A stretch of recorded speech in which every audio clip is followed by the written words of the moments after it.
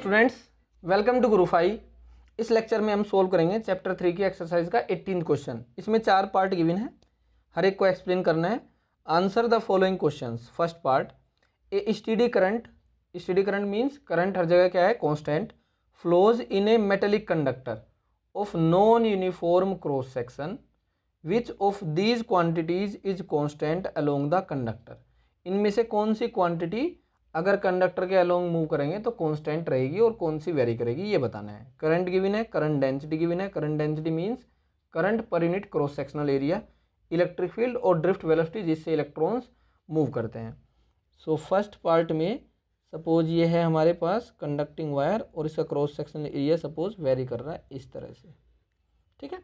Current तो हर जगह same रहेगी क्योंकि जितने चार्ज पार्टिकल्स इस क्रॉस सेक्शन को क्रॉस कर रहे हैं उतने ही इसको क्रॉस कर रहे होंगे, उतने ही इसको क्रॉस कर रहे होंगे। तो करंट तो चेंज होती नहीं है due to charge conservation. So current तो रहेगी सेम हर जगह।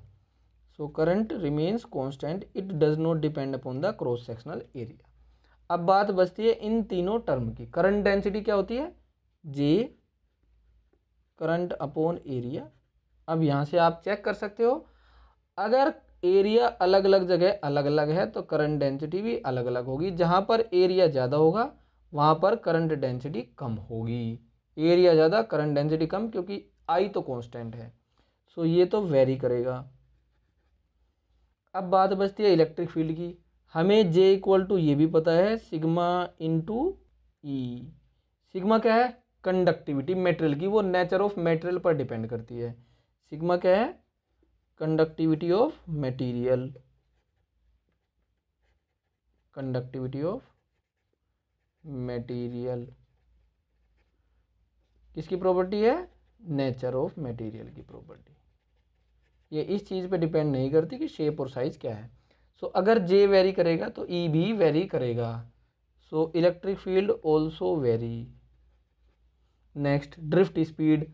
करंट की वैल्यू क्या होती है, N E A V D. यहाँ से भी चेक कर सकते हैं। Number density of electrons material की प्रॉपर्टी है, ई इलेक्ट्रॉनिक चार्ज कांस्टेंट है और आई कांस्टेंट। तो अगर एरिया चेंज होगा तो वी डी भी चेंज होगी, या फिर आप ऐसे लिख लो, आई अपॉन ए मतलब J equal to N E V D. ये तो कांस्टेंट है, तो अगर जे वेरी करेगा तो वी डी भी वेरी करेगा।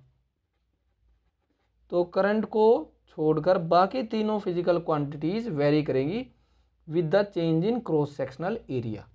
Next part B, is Ohm's law universally applicable for all conducting elements? नहीं, ऐसा नहीं है। कुछ एलिमेंट्स ऐसे भी है जिनके लिए Ohm's law वैलिड नहीं है। If not, give examples of elements which do not obey Ohm's law. तो नो इसका आंसर तो। और एलिमेंट्स एग्जाम्पल लिख देते हैं उनके जो हमारे सिलेबस में है, जैसे semi conductor diodes, semiconductor diodes, या वैक्यूम ट्यूब्स। ये तो सिलेबस में है नहीं, बट आप एग्जांपल लिख लो इस तरह से। गैलियम आर्सेनाइड भी एक सेमीकंडक्टर है, ये भी लिख सकते हैं आप एग्जांपल इस तरह से। अगर इनके कर्व देखोगे आप तो V और I एक दूसरे के डायरेक्टली प्रोपोर्शनल नहीं है। जैसे डायोड के लिए इस तरह से कर्व होता है, स्ट्रेट लाइन नहीं होता। Third part C, a low voltage supply from which one needs high currents must have very low internal resistance y। ये भी ओम्स लॉ पर बेस्ड है। अगर वोल्टेज सप्लाई कम है और हमें करंट ज़्यादा चाहिए तो रेजिस्टेंस को हमें कम लेना पड़ेगा, V equal to I R. तो वोल्टेज तो कम है तो करंट ज़्यादा कब होगी, जब रेजिस्टेंस कम करेंगे, सिंपल सी बात है। So I equal to V upon R, मतलब करंट किस पे डिपेंड करेगी, रेजिस्टेंस पे। So to make I to be large, R should be small, resistance small करना पड़ेगा। D, a high tension supply. High tension supply का मतलब है high voltage supply of 6 kilo volt, मतलब 6000 volt, must have a very low internal resistance.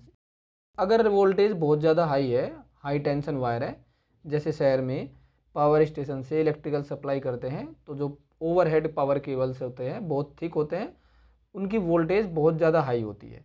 उनको high tension wire इसी वजह से बोलते हैं। तो उनका रेजिस्टेंस हमें कम करना होता है। अगर रेजिस्टेंस कम नहीं होगा तो उनमें जो फ्लो करने वाली करंट है, ये current equal to V upon R, voltage बहुत ज़्यादा हाई है, उसकी वजह से जो करंट है वो बहुत ज़्यादा हाई हो जाएगी और वो हमारे लिए डेंजरस है। उसकी वजह से बड़े हार्मफुल इफ़ेक्ट्स हो सकते हैं एनवायरनमेंट पर भी और हमारे ऊपर भी।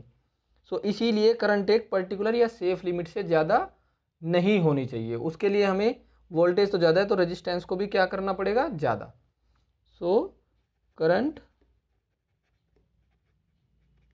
Will be very large that is greater than a safety limit.